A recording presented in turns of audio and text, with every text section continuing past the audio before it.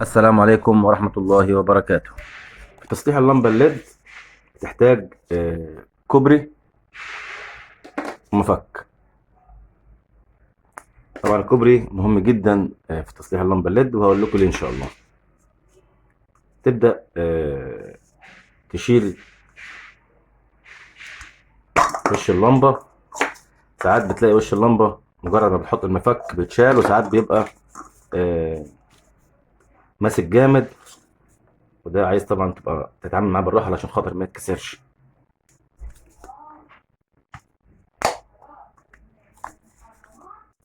ما تتعاملش معاه من مكان واحد.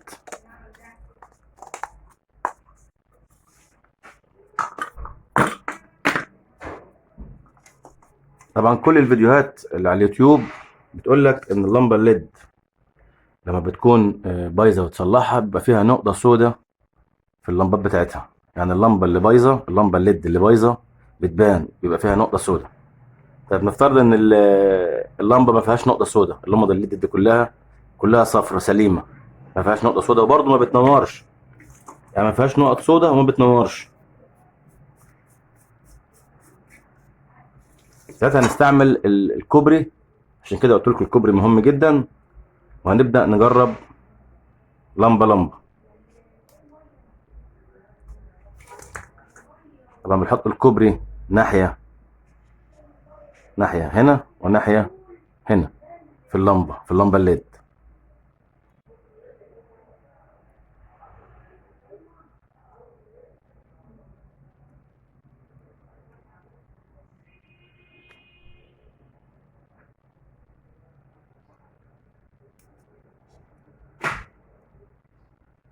اه، دي اللمبة اللي بايظة، بس طبعا ما فيهاش نقطة سوداء. نورت. يبقى اكيد وصلت الدايرة من جوه، علشان كده نورت. هي ممكن تفصل تاني، لكن وممكن برضو يعني هي نورت برضو، يعني هي نورت ووصلت الدايرة. بس عموما هي شكلها كده والله اعلم انها ضربت. يعني شكلها ضربت نقطة سوداء. اه، ضافت تاني. ايه، ضربت نقطة سوداء اهي.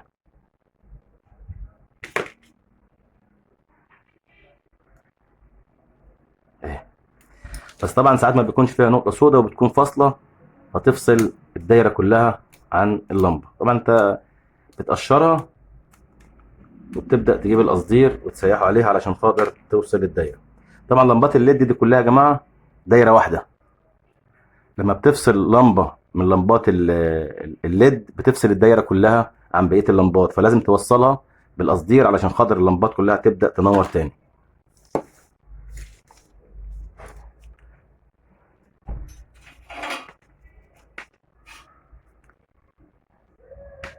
وتالت حاجة لازم تكون معاك طبعا مكنة لحام القصدير. يعني مفك، كوبري، ومكنة لحام القصدير. الثلاث حاجات دول كعد يعني.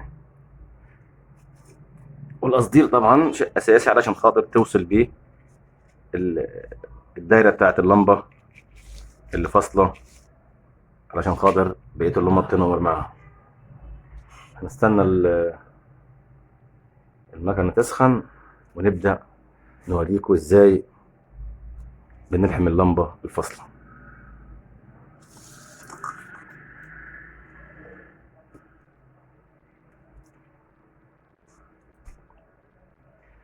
طبعا يستحسن في مكن اللحام بتاع القصدير ده تشتري مكنه نظيفه، تكون ماركه كويسه، علشان خاطر ما تتعبكش في تسييح القصدير.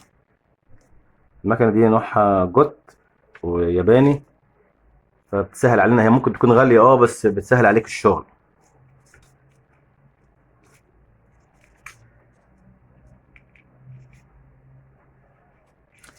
وفي انواع تانية طبعا كتير، زي في فيت طبعا كويس، في توتال برضو بيبقى كويس، واي بي تي لو في من اي بي تي برضو بتبقى كويسة جدا.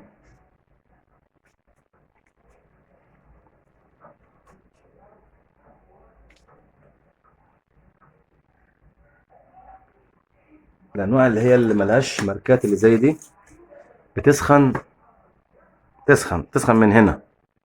لكن للاسف الشديد ان الظرف اللي هو المفروض انك بتشتغل بيه بتسيح بيه القصدير، تبدا تلحم بيه. للاسف ان هو يعني بيبقى شغله ضعيف جدا، بيتعبك. في حاجه برضو معلومه مهمه جدا عايز اقول لكم عليها. ده مبرد صغير، لما بتبدا تشتغل القصدير بيمسك فيه قصدير، بيمسك هنا، فبيعمل نوع من انواع العازل، فبيبقى السخونه، بتبقى السخونه يعني مش قوي. فعلشان خاطر ترجع السخونه هنا ويبقى الشغل كويس معاك من المكنه، لازم تبرد المكان ده اللي انت بتشتغل بيه في تسييح القصدير.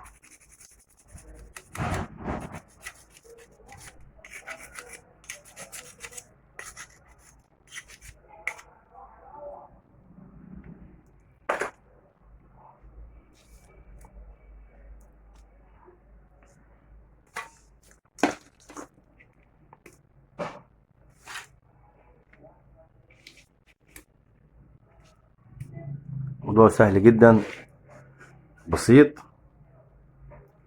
حط القصدير على المكان اللي انت عايز تلحمه، المكنه بعد ما بتسخن.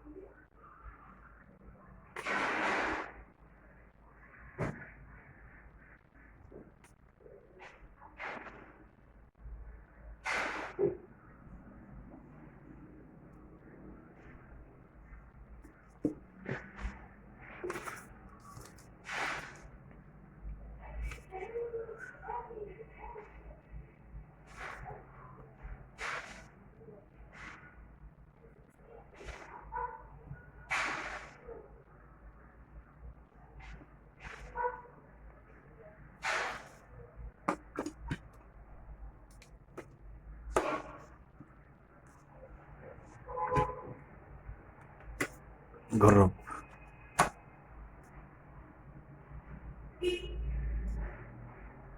كده الدايره وصلت، حملنا اللمبه البايظه، وصلت بقيه الدايره على كل اللمبات، فاللمبه نورت.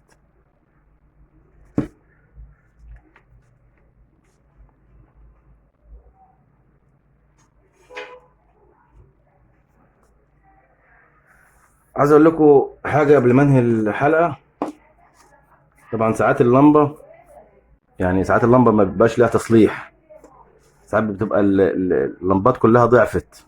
فمهما تحاول انك تلحم يعني بتبقى اللمبات كلها، بمعنى ان اللمبات كلها بتبقى منوره تمام، وبيبقى نورها ضعيف.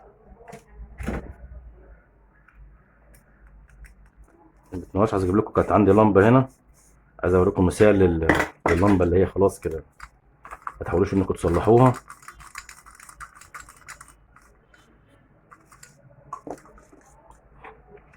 زي دي كده، اللمبه دي منوره بس نورها ضعيف، يعني كلها منوره. تعملها بقى زي كده ايه، زي سهاري اهي، نورها ضعيف جدا، يا دوب يعني تدي يعني اضاءه خفيفه جدا، غير طبعا اللمبه اللي بتبقى منوره تدي اضاءه كامله زي كده.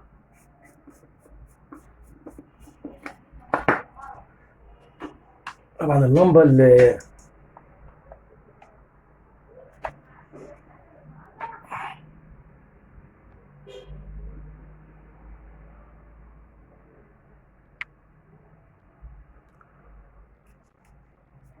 اللمبه طبعا اللي بيبقى نورها ضعيف زي اللي وريتها لكم دي، تبقى حاجه من الاتنين: يا اما المكثفات والمقاومات بتاعتها دي باظت ضعفت خلاص ما بقتش تنفع، يا اما الدايره كلها خلاص يعني اللمبات كلها ضعفت. وفي كلا الحالتين ما بينفعش انها تتصلح، خصوصا اللمبات الليد اللي بتبقى المكثفات بتاعتها والمقاومات بتاعتها بتبقى لازقه في البورده بتاعت اللمبات، خلاص دي ما بتتصلحش، دي خلاص كده. اللي ممكن تتصلح او تتنقل من لمبه للمبه اللي هي اللمبات اللي هي بتبقى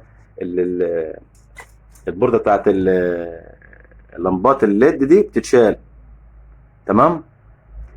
دي لو المقاومات والمكثفات ضعفت ممكن تنقلها، لو دي سليمه تنقلها في حاجه تانية، في لمبه تانية تكون اللمبات بتاعتها باظت، فتنقلها تحطها في مكان تاني، تمام، تركبها تنور معاك. انما الحاجات اللي اي حاجه دي ما بتتصلحش، خلاص بقى بترميها. وبكده تكون حلقتي معاكم انتهت. اتمنى ان شاء الله ان الحلقه تكون عجبتكم واستفدتوا منها.